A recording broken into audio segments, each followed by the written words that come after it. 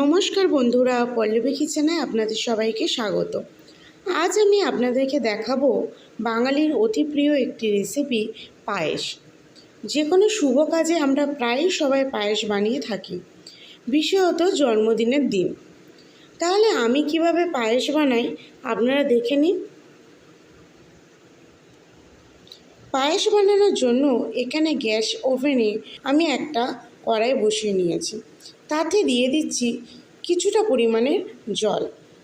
জলটা উষ্ণ গরম হয়ে গেলে তার মধ্যে আমি দিয়ে দেবো 100 গ্রাম পরিমাণের মিল্ক পাউডার। দিয়ে আমি বেশ কিছুক্ষণ দুধটাকে ফুটিয়ে নেব। দুধটা ফুটে গেলে তার মধ্যে আমি দিয়ে দেব লিকুইড দুধ। আমি এখানে আমুলের লিকুইড দুধ নিয়েছি 1.5 লিটার। অপরদিকে আমি আরেকটি কড়াই বসিয়ে নিয়েছি এবং তাতে দিয়ে দিচ্ছি সামান্য পরিমাণে ঘি। ঘিটা উষ্ণ গরম হয়ে গেলে তার মধ্যে আমি পায়েসের জন্য গোবিন্দভোগ চাল নিয়েছি, সেই চালটাকে সামান্য ভেজে নেব। গোবিন্দভোগ চাল সামান্য পরিমাণে ঘিয়ে ভেজে নিলে পায়েসটা খেতে খুব সুন্দর টেস্ট হয়। এখানে আমি 1.5 লিটার দুধের জন্য 100 গ্রাম গোবিন্দভোগ চাল নিয়েছি। চালটা ভেজে নিতে নিতে আমার ততক্ষণে এদিকে দুধটা বেশ খানিকটা জাল হয়ে গিয়েছে। বেশ কিছুক্ষণ ফোটার পর আমি দুধের মধ্যে দিয়ে দিচ্ছি কয়েকটা তেজপাতা আর কয়েকটা ফাটানো এলাচ। দিয়ে দুধটাকে বেশ কিছুক্ষণ নাড়িয়ে চাড়িয়ে ফুটিয়ে নেব। দুধটা বেশ কিছুক্ষণ ফুটে যাওয়ার পর এর মধ্যে আমি দিয়ে দেবো ঘিয়েতে ভেজে রাখা গোবিন্দভোগ চালটা।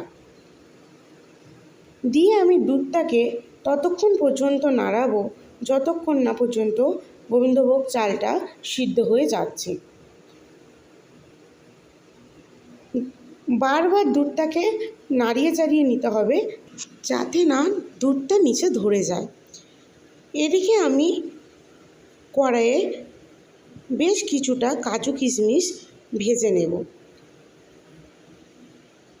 কাজু কিশমিশ ভেজে নিলে খেতে বেশ ভালো লাগে। দেখুন এখানে কাজু কিশমিশ আমার ভাজা হয়ে গিয়েছে।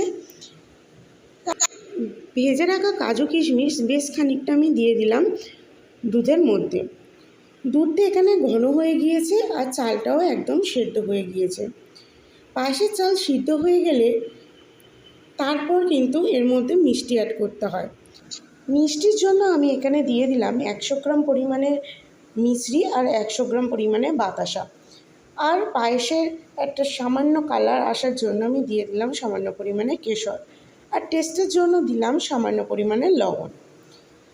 গ্যাসের আঁচটাকে মিডিয়ামে রেখে আমি বেশ কিছুক্ষণ জাল দিয়ে নিলাম যাতে পায়েসে বাতাসা আর মিশ্রিটা ভালোভাবে মিক্সড হয়ে যায়। লাস্টে আমি দিয়ে দিলাম সামান্য পরিমাণে চিনি। দিয়ে বেশ কিছুক্ষণ নাড়িয়ে চাড়িয়ে আমি এবার পায়েসটাকে নামিয়ে নেব। এখানে আমার পায়েসটা রেডি হয়ে গিয়েছে।